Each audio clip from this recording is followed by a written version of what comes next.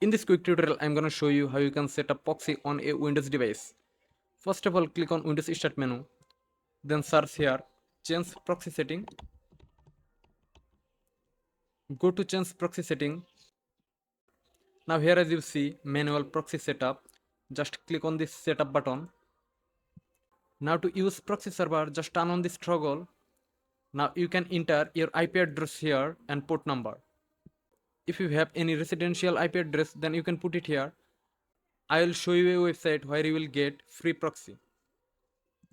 So the website is freeproxylist.net. You will get some proxy server on this website. I will copy one of the IP address from here and then paste it proxy IP address field, and then I will copy the port number as well. Then click on save. Now proxy setup successfully done. Here as you see, use a proxy server is on. In this way, you can set up a proxy server on a Windows device. If you found this video helpful, please like this video and subscribe our channel. See you in the next video.